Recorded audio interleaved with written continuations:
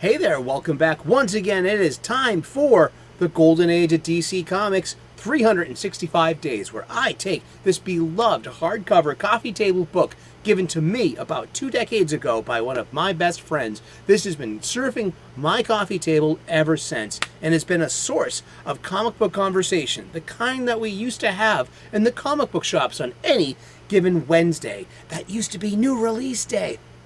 Yep, that's we're using this book for its intended purpose. It's a 365 days book. So I opened the book up to today's date. It is August the 31st, and we're going to look at some comic book art from an antediluvian age. We are going to read the blurb, and then we're going to talk about comic books. And we're going to talk about comic books every day for the rest of the year. So let's get to it. This is a 2004 Abrams press publication, written and curated by Geoff Spear, Chip Kidd, and Les Daniels. You can find the link to the Amazon page in the description where you can get your own copy. You can play along at home. It will look great on your coffee table, and it also makes a great gift for a geek. I know. I usually also do something called the escapism caveat. I have now put that at the end of the video. You'll find it here at the end of the video. I gave it its own space, its own place, and its own time to, air this idea out. So tune in. Tell me what you think about my idea of intellectual conquistadors, activists and advocates invading spaces, of escapism, to use their platform and use their resource. And, stuff like comic books, sports, tabletop and video games, churches, knitting, the Audubon Society. And hopefully they can get on to hip-hop music and heavy metal, too. I would like to see those get ruined. I'm joking. I have a very fine sense of humor. I laugh at inappropriate things. I just do. I always have. You know what I mean? Love yourself. And accept yourself. That's all I got to say on that. The golden age of DC Comics, we're going to be talking about the ages of comics. So the golden age of DC Comics runs from 1938 until 1955. The silver age from 1956 until 1970. The copper age, the bronze age. The bronze age, 1970 to 1985. I'm a bronze age baby. The copper age begins in 1985.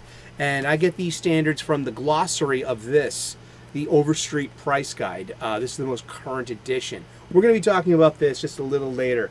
It is officially a slow news day. Wait till you see what I have in store for you when I open up this book. Right now, it is August the 31st. And hello. This is art by Frank Harry from Sensation Comics number 51, March of 1946. Where we have 3 young heroes riding a football. Does a real hero ever desert his pals? Does he ever run away when danger threatens? Sometimes he may, but don't answer too quickly. There may be a good reason to convince yourself. Race along with... And it's cut off, thank goodness. Help! We're being dive-bombed! Look, they got the bowler hats and the Tommy guns. So that means they must be gangsters and are up to no good. And let's read this blurb. Maybe we can find out a bit more about this before we never have to worry about these characters again. But Little Boy Blue and the Blue Boys were unusual for more reasons than one. They were one of the first group of costume superheroes, and all 3 of them were kids. The leader, Little Boy Blue, actually summoned his cohorts by blasting on his little horn in the tradition of the old nursery rhyme. He was Tommy Rogers, son of a district attorney. Joining Tommy were Tuffy and Tubby. Wow. Not to be confused with Little Lulu's pal of the same name. Well, firstly, who is Little Lulu? And why do we cringe at names like Tubby today? Because that's fat shaming, literally. It's an ad hominem. You're really making fun of somebody's weight. And I guess we're trying to be nicer these days, huh? Ooh, Little Lulu is definitely golden age. Little Lulu is a comic strip created in 1935. I'm reading this from the wiki. Yeah, the wiki. By American author Marjorie Henderson Bell. This character, Lulu Moppet, debuted in the Saturday Evening Post on February 23rd, 1935, in a single panel appearing as a flower girl at a wedding and mischievously strewing the aisle with banana peels. Oh my goodness! Oh my god! Yeah, talking wiki. It's my Rich Evans voice. I love Red Letter Media, and I want you to love them too. The Little Lulu panel continued to run weekly in the Saturday Evening Post until December 30th, 1944. She had a 9-year run, and the Saturday Evening Post was a very popular magazine. It was published 6 times a year. It was issued weekly under this title from 1897 until 1963, and then every 2 weeks until 1969. And discontinued publication in December of 2018. Saturday Evening Post was also known for its covers, and it featured a lot of Norman Rockwell. Norman Rockwell was one of the great American painters and illustrators, and of that golden age. It wasn't a superhero thing, but he showed slices of American life, and it was Norman Rockwell was very, very well received. I love Norman Rockwell, but we're really talking about the ages of comic books today. It is a slow news day. I got nothing to say about Little Boy Blue, any obvious Dice Clay jokes I could follow that up with. But one thing I don't think I've gotten to yet is the current modern age what we're in comic books. We've talked about the Copper Age. My idea of how the Copper Age in Overstreets goes from 1984, 1985 until 1992. In 1993 starts Image Comics and DC's Vertigo imprint. Therefore, there is a legit dividing line there for the ages. Yet, Overstreet cites that the modern age goes from 1992 until now. And I just don't find that to be really, I don't think that works. I think there's just too much going on. I mean, there's the 21st century, there's 9/11, there's the MCU, the Marvel Cinematic Universe. There is also 2015, 2016 to consider, and that's where I'm coming at today. So I've already talked about how the Copper Age should be extended until the year 2000. The Copper Age, in my humble opinion, needs to run 1985 until 2000. Then there is a Millennium Age. I talked about this before in a previous episode. The Millennium Age will run between 2000 and 2015, bringing us to what I consider the now, the modern era that we are currently in, from 2015 until now. I call this the current age, and with a bit more flame, perhaps, I call it the postmodern age. A lot of things, not the modern age. I wouldn't want to call it the modern age. I would call it the current age over the modern age. And if I'm going to use the word modern, I'm going to call it postmodern, specifically because of postmodernity and how it's infiltrated everything. Academic jargon, words being used as violence or trying to convince you that of that. There's always an oppressor and there's always an oppressed. And this reflects in current media today and publication and a lot of different things. Something happened about 2015, 2016. In my humble opinion, I'm not knocking any of this either. A lot of this stuff was very important, and there was a lot of social change. There was a lot of social unrest, and a lot of the times growing up, people need to challenge the system, and people need to make changes, and people need, well, guess what? It's happening. People are doing it. People aren't just like totally talking about it anymore. It's being happen. It's happening, in levels here and there.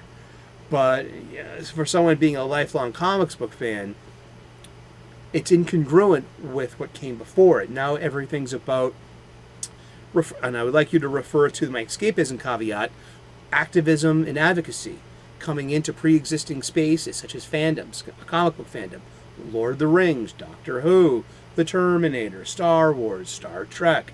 All of these fandoms have been intrinsically changed because of the neediness of the postmodernity to use the contemporary stories as platforms to disseminate message, not as simple places where people go to escape and leave behind the world's problems for a few minutes.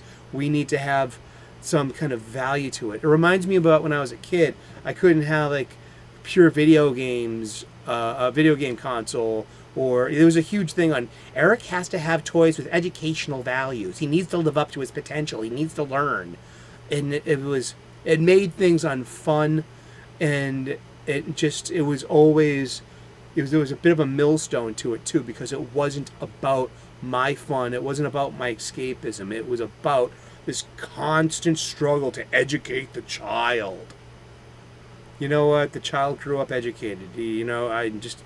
He did, and I hope you know that you did a good job. Hopefully, my dear loved ones. But yeah, I mean, it's like it's this constant thing, like what my mom and my aunties had to do. It had to have an educational value. No, it doesn't. It can be just flighty superhero stories. And we've had plenty of them, too. We've got great examples. Everything leading up to this postmodern age. And I think this postmodern age, and now going back, here's just, you can see that. According to Overstreet, those are the ages as put into their glossary. The Pioneer Age, the Victorian Age, the Platinum Age, then the Golden Age. They include an Atom Age between 1945 and 1956, the Silver Age, Bronze Age, Copper Age, and Modern Age. I go for a Golden Age, a Silver Age, a Bronze Age, a longer Copper Age, a Millennium Age between 2000 and 2015, and this current age, this postmodern age, that began in 2015. Now, the Silver Age, the Bronze Age, the Copper Age, my Copper Age, my Millennium Age, they're all about 15 years long. And so I'm pretty sure that this current age should end by 2030.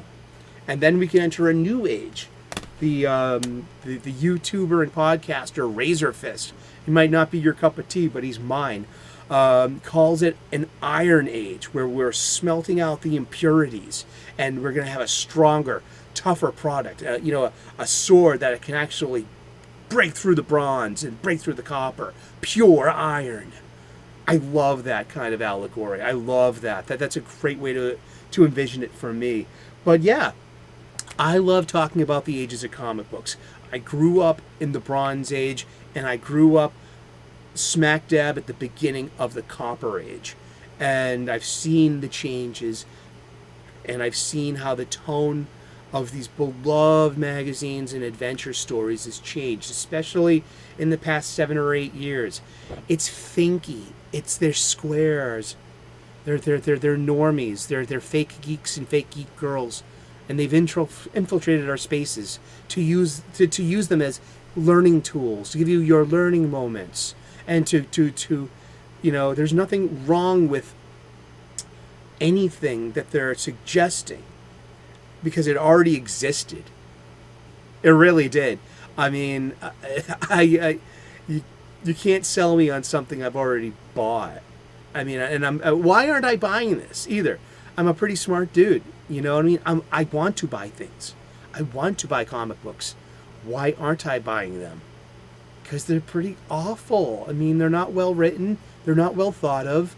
They don't take into consideration the existing fan base that spent the money. And now the entire future of these periodicals and these superhero stories is uncertain. But that's okay because it's happened before, especially at the end of the golden age. Superhero comic books were definitely on the decline, and it's a cycle, and it will, and it will repeat. And so we just have to, it's something else to wait out, and the market will prove the quality of the product. It really will. And once again, the winds are changing. The winds are shifting. So maybe there might be a return to storytelling values, heroic values, and escapism over using everything as a one-sided learning tool while also demonizing that quote-unquote other side. I mean, I don't buy that. I buy together. I buy that inclusivity includes them. Yeah, and doing it together includes them. I mean, there's just so much divisiveness. Like, who's going to profit from all this divisiveness? You know what I mean? Those who will profit from it. And you know what? We've been talking about comic books, and we're going to talk about comic books every day for the rest of the year. So tune in tomorrow, 3 p.m. U.S. Eastern, and we'll find out who we're talking about when we turn the page tomorrow. Turning the page, you hear that? Turn the page. And thank you so much for tuning in. God bless. Namaste. Good luck.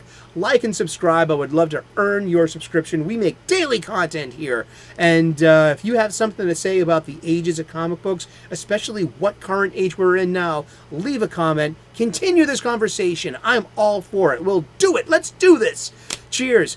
Good luck. Namaste. And we will see you again tomorrow in these funny pages. If it's 3 o'clock p.m. U.S. Eastern, you know what you're doing tomorrow. I know what I am. Hopefully we're doing it together right here. Cheers. See you later. Bye-bye.